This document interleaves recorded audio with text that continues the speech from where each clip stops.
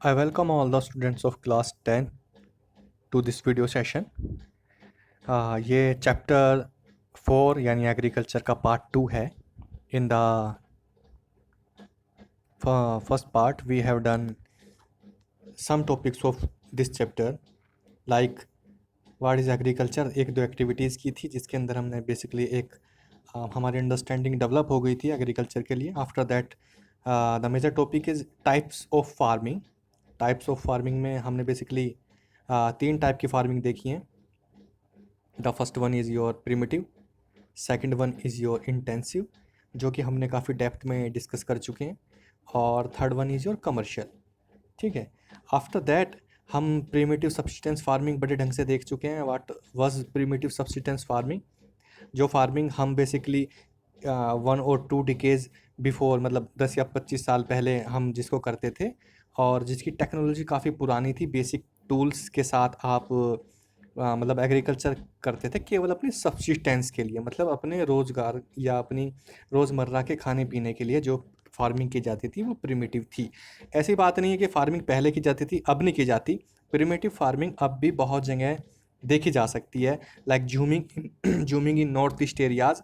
और मैंने आपको एक टेबल बनाने के लिए कहा था कि this type of farming different नाम से जानी जाती है वर्ल्ड के डिफरेंट पार्ट में. तो आई होप आपने वो बना लिया है. मैं आपका होमवर्क चेक कर चुका हूँ. Good. After that we have intensive subsistence farming. अब प्रिमिटिव पुराने तरह की थी, और आपकी जो इंटेंसिव वो थोड़ी मॉडर्न टाइप की फार्मिंग है जिसमें हम मॉडर्न टूल यूज़ करते हैं ताकि हम अपनी प्रोडक्शन बढ़ा सकें. एज वी नो पॉपुलेशन बढ़ रही है और आपका लैंड साइज डिक्रीज़ हो रहा है. पॉपुलेशन बढ़ रही है, लैंड साइज डिक्रीज़ हो रहा है. राइट ऑफ इनहेरिटेंस हम टेस्ट में पढ़ चुके हैं क्या था, और मोस्टली बच्चे उसको अटैम्प्ट भी कर चुके हैं अपनी नोटबुक में. तो आई थिंक ये 2 टाइप की फार्मिंग आपको बहुत अच्छी तरीके से समझ आ चुकी हैं. Now let's come to our third type of farming, that is your commercial farming. What is commercial farming? Commercial farming जैसे नेम से ही सजेस्ट हो रहा है, कमर्शियल मतलब बेचने के लिए या पैसा कमाने के लिए. ठीक है. The main characteristic of this type of farming is the use of high doses of modern inputs. After that, high yielding variety यानी HYV seeds. High yielding variety seeds basically वे सीड्स होते हैं जिनको हम जब शॉन यानी जब हम उनको उगाते हैं तो उनमें काफ़ी मतलब मात्रा में आपकी प्रोडक्शन होती है. ठीक है. हम कमर्शियल फार्मिंग में केमिकल फर्टिलाइजर्स यूज़ करते हैं, इंसेक्टिसाइड्स यूज़ करते हैं. इंसेक्टिसाइड नेम सजेस्ट करता है इंसेक्ट को मारने वाला. पेस्टिसाइड्स पेस्ट को मारने वाला. बेसिकली ये जो जीवाणु होते हैं, मतलब जो आपके कीड़े मकोड़े जो आपकी फसल को नुकसान पहुंचाते हैं, जो आपकी क्रॉप को नुकसान पहुंचाते हैं, उनको कंट्रोल करने के लिए इंसेक्टिसाइड और पेस्टिसाइड यूज़ करते हैं. ठीक है. In order to obtain high productivity the degree of commercialization of agriculture varies from one region to another. ये इंपॉर्टेंट पार्ट है, इसको बाद में देखते हैं. For example rice is a commercial crop in Haryana and Punjab, but in Orissa it is subsistence crop. इसका मतलब समझे आप. अब आपकी एक्टिविटी जो नेक्स्ट एक्टिविटी है वो यही कह रही है, can you give some more examples of crops which can be commercialize in one region and may provide subsistence in another region. देखो सब्सिस्टेंस यानी कि रोज़मर्रा के अपना काम चलाने के लिए जो हम प्रोडक्टिविटी करते हैं, लाइक प्रिमिटिव और इंटेंसिव टाइप ऑफ फार्मिंग, वो आपकी सब्सिस्टेंस केवल सब्सिस्टेंस चलाने के लिए था. कमर्शियल में होता क्या है आपका, जब इतना आप प्रोड्यूस कर लेते हैं, इतना आउटपुट आप एग्रीकल्चर फील्ड से निकाल लेते हैं कि हम अपना तो काम चला ही सकें, साथ साथ उस क्रॉप को बेच के हम कुछ पैसा भी कमा सकें, वो क्या हो जाता है आपका कमर्शियल टाइप ऑफ फार्मिंग. ठीक है. और जैसे कि हम जानते हैं कि आपका हरियाणा और पंजाब में काफ़ी काफ़ी क्वांटिटी में राइस और आपका वीट होता है. तो वहाँ उसको वो अपनी ज़रूरत के यूज़ करके बाकी जो बच जाता है, सरप्लस जो बच जाता है, उसको वो बेच देते हैं और अपना पैसा कमाते हैं. लेकिन अगर उड़ीसा की बात करें, नॉर्थ ईस्ट स्टेट की बात करें, वहाँ पर तो राइस और आपका व्हीट इतनी क्वांटिटी में शायद नहीं हो पाता कि आप उसका कमर्शलाइजेशन कर सकें. तो बेसिकली जो ये एक्टिविटी आपकी इसी के बारे में सजेस्ट कर रही है. आई थिंक आपको सब्सिस्टेंस फार्मिंग और कमर्शियल फार्मिंग में डिफरेंस समझ में आ गया होगा. सब्सिस्टेंस फार्मिंग केवल अपनी सब्सिस्टेंस चलाने के लिए है कि हाँ भाई जितना प्रोड्यूस हुआ आपने उतना यूज़ कर लिया और आपका आराम से समय कट रहा है. लेकिन कमर्शियल फार्मिंग में जब कोई क्रॉप आपकी इतनी क्वांटिटी में पड़ी हो जो कि अपना काम भी चलता रहे और साथ साथ हम उसको बेच के फील्ड में, मतलब अपने इसमें मार्केट में हम पैसा भी कमा सकें, वो कमर्शलाइजेशन हो गया उस चीज़ का। आई थिंक आपको ये पॉइंट समझ में आ गया होगा। Plantation is also a type of commercial farming. Basically commercial farming आपको समझ में आ गई है क्या है, और उसके बाद है आपका कमर्शियल फार्मिंग समझ में आ चुकी है। Plantation is also a type of commercial farming. ये कई बार पूछ लेते हैं प्लांटेशन किस टाइप की फार्मिंग है, ये आपकी ना प्रिमिटिव है ना आपकी इंटेंसिव है, या आपकी कमर्शियल फार्मिंग है। ठीक है। उसके बाद क्या होता है, ए single crop is grown on A large area. ठीक है। अब देखो किसी भी टॉपिक को पढ़ने का क्या तरीका है, हम इसी एनसीईआरटी बुक से अपने नोट्स बना सकते हैं, हमें किसी भी गाइड या एक्स्ट्रा मटेरियल की ज़रूरत नहीं है। For example we are talking about plantation, तो प्लांटेशन में इन्होंने सभी पॉइंट एक साथ दे दिए गए हैं। लेट्स देखते हैं क्या क्या है। प्लांटेशन सबसे पहला पॉइंट कमर्शियल फार्मिंग है। Second farm is a single crop is grown over a large area. ठीक है, ये इसकी करेक्टरिस्टिक होगी, प्रॉपर्टी होगी। The plantation has an interface of agriculture and industry. Interface of agriculture industry का मतलब ये है एग्रीकल्चर और इंडस्ट्री एक साथ मिलकर काम करते हैं। इंडस्ट्री बेसिकली करती क्या है, आपको मॉडर्न इक्विपमेंट्स प्रोवाइड करती है एग्रीकल्चर करने के लिए, ताकि आपकी प्रोडक्टिविटी बहुत ज़्यादा हो सके। तो उस केस में होता क्या है, जैसे फॉर एग्जांपल आपको ट्रैक्टर चाहिए, आपको मॉडर्न इक्विपमेंट्स लाइक हैरो चाहिए। मैं आपको बाद में बताऊंगा हैरो क्या है, ये सब चीज़ें आपने देख भी होंगे अपने लाइफ टुडे मतलब आसपास में कि हैरो क्या है, और इस तरह की चीज़ जो फार्मिंग में यूज़ होती हैं, आपकी इस तरह की चीज़ बना के भेजती है आपकी industry. Okay. Plantation cover large tract of land. हाँ, काफ़ी बड़े एरिया में इस तरह की प्लांटेशन होती है। कैपिटल इन्वेस्टमेंट बहुत होती है इसके अंदर। With the help of migrant labour. हाँ, लेबर भी बहुत सारी लगती है, और किस टाइप की लेबर लगती है, माइग्रेंट। माइग्रेंट का मतलब समझते हो, प्रवासी। अभी चलो हम इस बाद में डिस्कस करेंगे। माइग्रेंट होते क्या है, बेसिकली जो अपनी जगह को छोड़कर फॉर एग्जांपल यहाँ काम कर रहे थे या यहाँ के निवासी थे, और वो कहीं दूसरी जगह शिफ्ट करें केवल इस पर्पज से कि हमें वहाँ जाके काम मिलेगा एग्रीकल्चर फील्ड में। जैसे आपने देखा होगा कि जो आपके हरियाणा और पंजाब राजस्थान की रीजन है, वहाँ आपकी वीट प्रोडक्शन और राइस प्रोडक्शन बहुत ज़्यादा होती है कमर्शियल लेवल पे। तो वहाँ काम करने के लिए आपको माइग्रेंट लेबर की ज़रूरत पड़ती है, जो बिहार से आते हैं, मतलब जो दूसरे एरिया से आके और दूसरे एरिया में जाके प्लांटेशन में काम करें, उस तरह के जो आपके लेबर होते हैं वो होते हैं migrant labour. Okay. After that all produce is used as a raw material in respective industries. Okay. In India, tea, coffee, rubber, sugarcane, banana etc. are important plantation crops. ठीक है। अब आपको समझ में आ गया ये क्या करती हैं, बेसिकली आपका जो ये जो इस तरह का इनपुट निकल के आता है ना आपका प्लांटेशन में, वो आपका एक तरीके से आपका रॉ मटेरियल यूज़ होता है इंडस्ट्रीज़ में। कैसे, आपने फॉर एग्जांपल जैसे कि हमें पता है कि हमारे आसाम में, ये देखो इंपॉर्टेंट पॉइंट है, आसाम में टी टी होती है। टी केवल इंडिया में की सबसे अच्छी टी नहीं होती है, वर्ल्ड की मोस्ट फेमस टी आसाम में ही होती है। Finest quality of T can be found in Assam only. Okay. तो असम में जो आपका रॉ मटेरियल होता है, टी लीव्स होती हैं, वो आपका एक तरह से इनपुट काउंट करती हैं इंडस्ट्रीज़ के लिए, इंडस्ट्री में भेजी जाती हैं, और इन टी लीव से डिफरेंट टाइप की आपकी मैन्युफैक्चरिंग होती है tea. Okay. North Bengal coffee होती है, जहाँ पे Karnataka are some important example of plantation crop. ठीक है। हमें समझ में आ गया अब कि हमारी कमर्शियल फार्मिंग क्या है, और प्लांटेशन हमारा एक एग्जांपल है कमर्शियल फार्मिंग का। ठीक है। अब इम्पोर्टेंट पॉइंट ये है, हम देख चुके हैं कि किसी भी टॉपिक को पढ़ने का तरीका क्या है। ऊपर हमने देखा है कि प्लांटेशन क्या है और उसकी सारी की सारी प्रॉपर्टीज़ हम यहाँ देख चुके हैं पॉइंट बाय पॉइंट। आपको इसी तरह पढ़नी है और अपने नोट्स बनाने हैं। हमें किसी भी गाइड या किसी भी अदर मटेरियल की ज़रूरत नहीं पड़ेगी बिल्कुल भी, अगर आप इस तरह पढ़ते हैं। ओके। अब एक चीज़ और देख लेते हैं। इसमें यहाँ पे एक इम्पोर्टेंट पॉइंट मेंशन किया हुआ है, since the production is mainly for market, A well developed network of transport and communication connecting the plantation area.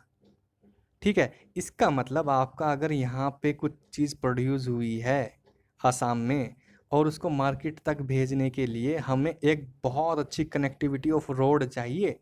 ठीक है। एक नेटवर्क चाहिए बहुत अच्छा ट्रांसपोर्ट के लिए, कम्युनिकेशन बहुत अच्छा होना चाहिए। नहीं तो ऐसी चीज़ का फ़ायदा है क्या, आप कहीं ग्रो कर रहे हैं और वो ढंग से मार्केट तक नहीं पहुंच पा रही, इसका मतलब उसका कमर्शलाइजेशन नहीं हो सकता।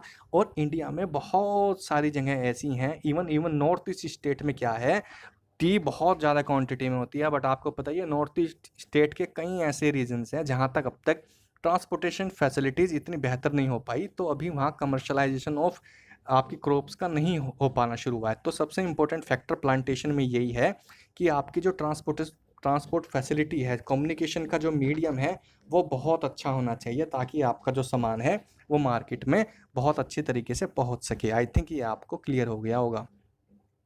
आफ्टर दैट कमर्शियल फार्मिंग हम देख चुके हैं। क्रॉपिंग पैटर्न, क्रॉपिंग पैटर्न से क्या समझते हैं आप? अब चलो आपने क्रॉप तो उगा ली, अब थोड़ा आइडिया ले लेते हैं कि पूरे पूरे ईयर में हमारा किस टाइप की क्रॉप्स उगाई जाती हैं, ठीक है, किस टाइम पे किस टाइप की क्रॉप्स ग्रो करती हैं। इसकी टेबल मैंने आपको बनाने के लिए कहा था, आपको कुछ हद तक समझ में आ गया होगा, लेकिन फिर भी एक बार देख लेते हैं, ठीक है। बेसिकली 3 टाइप की आपकी क्रॉपिंग होती है। First rabi, kharif and zaid. ये 3 टाइप की इतनी इंपॉर्टेंट फार्मिंग है, आप 6 टू अब तक 9th क्लास तक पढ़ते ही आ रहे हैं। राबी, खैरिफ एंड जेड, ये आप इतने डेप्थ में पढ़ चुके हैं, आई थिंक आपको काफ़ी अच्छी अंडरस्टैंडिंग हो गई होगी। उसके बाद हम देखते हैं आपकी रेबी क्रॉप्स क्या हैं।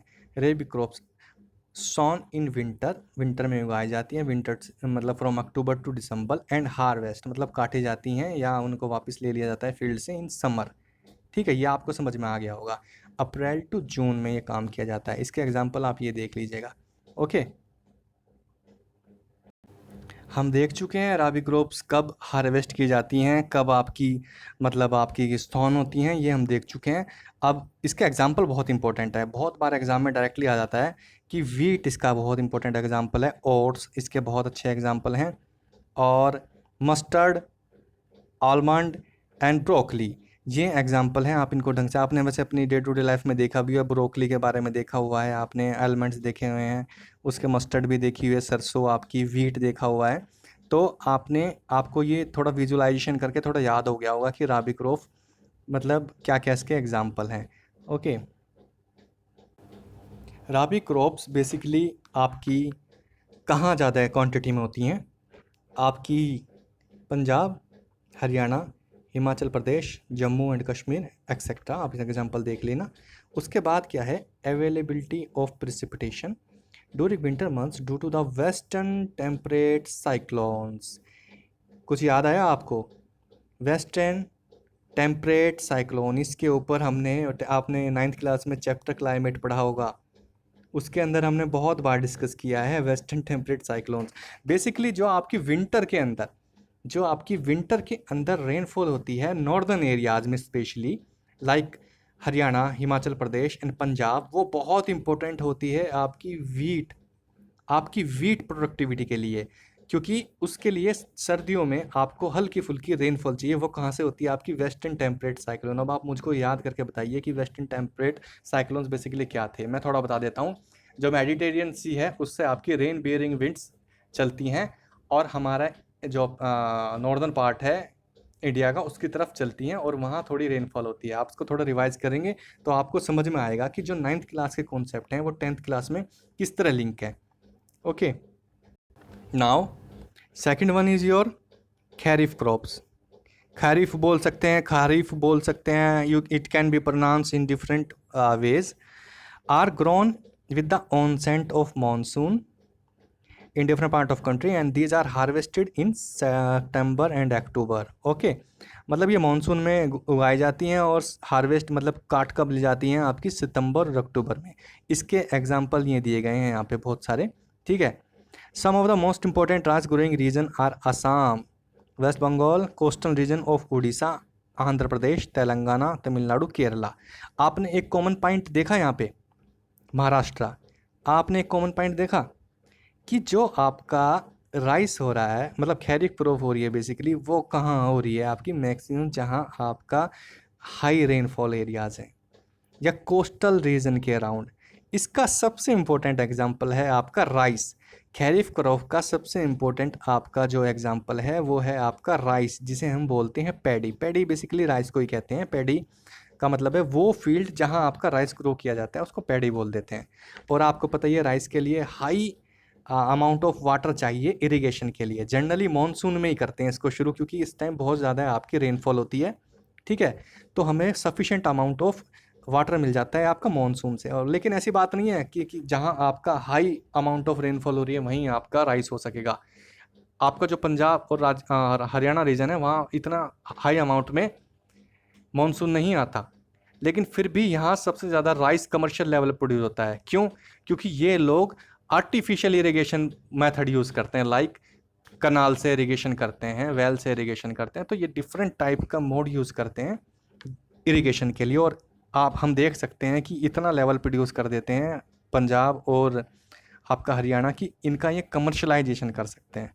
Okay, after that we have in state like Assam, West Bengal and Odisha, 3 crops of paddy are grown in a year like os, aman and boro। कई जगह आप देखेंगे कि ये लिखा हुआ है असम के अंदर 3 वैरायटी ऑफ राइस होती है। 3 तरह की वैरायटी ऑफ असम में होती है आपकी राइस की। एक है ओस, एक अमन और एक बोरो। लेट्स सी, एक साल के अंदर आपका असम के अंदर 3 टाइप की राइस वैरायटी होती हैं। ये कुछ नहीं है आपका अमन, बोरो और ओस, ये कुछ नहीं है, ये आपकी राइस की वैरायटी हैं। बांग्लादेश मतलब आसाम का जो रीजन है, आसाम कर लेना आप इसको।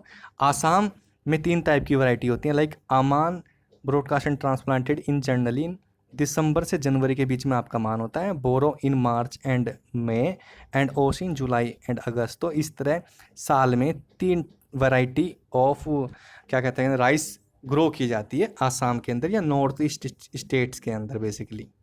These are the example of some rabi crops basically, sorry just a minute, kharif crop, हम खैरिफ क्रॉप पढ़ रहे थे, जिसमें आपका है rice, corn, soybean, sugar cane, groundnut and cotton. ये आपको विजुअलाइजेशन से थोड़ा याद करने में आसानी होगी, ठीक है। आप इनको याद कर लीजिएगा कि किस टाइप की खैरिफ क्रॉप्स हमारी प्रोड्यूस की जाती हैं इंडिया के अंदर और किस सीज़न में।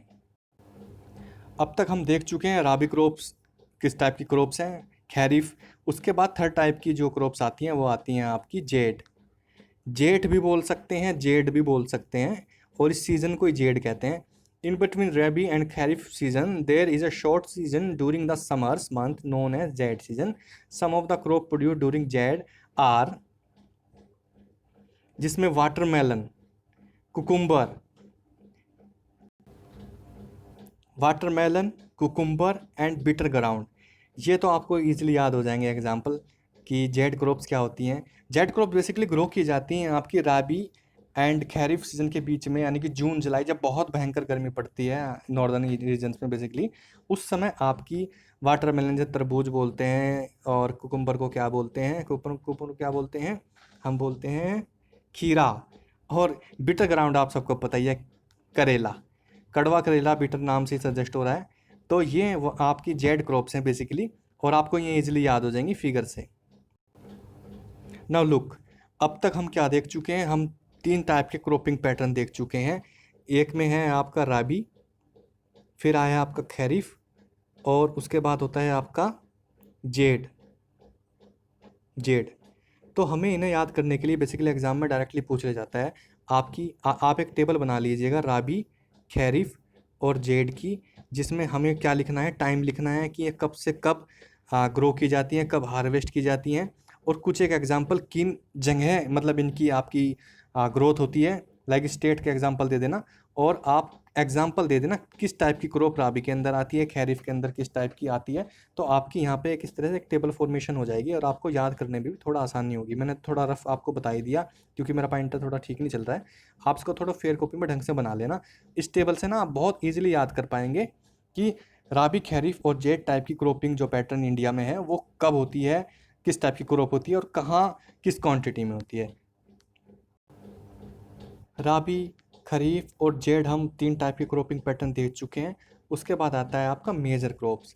मेजर क्रॉप्स आता है बेसिकली आपका, जिसमें हम आपका जो राइस लाइक वीट, इस तरह की जो क्रॉप बहुत मेजर क्वांटिटी में प्रोड्यूस की जाती है इंडिया के अंदर, हम उसको देखेंगे। राइस, बेसिकली राइस में क्या होगा आपका, ये इंपॉर्टेंट है आपका काफ़ी। राइस स्टेपल क्रॉप है, मेजॉरिटी ऑफ इंडिया में इसको मतलब ग्रो किया जाता है। और ये इट इज़ ए खैरिफ क्रॉप, हमें पता ही है, require high temperature about 25 degree. ये इंपॉर्टेंट है, डायरेक्टली आपका एग्जाम में पूछ लिया जाता है कि किस लेवल का टेम्परेचर या किस टेम्परेचर पे आपका राइस ग्रो करता है। High humidity and less with annual rainfall above 100 centimetre. Now you can सी कि जिन एरियाज़ में 100 सेंटीमीटर से ऊपर रेनफॉल होती है, यानी कि हाई प्रिसिपिटेशन रीजन, वो आपके राइस ग्रोइंग एरिया मिल जाते हैं आराम से। After that we are having, now you can see this map. Map work आपका है, आप मैप वर्क देखेंगे तो आपको उसमें दिया गया है कि राइस प्रोड्यूसिंग एरिया आपको लोकेट करने आ सकते हैं।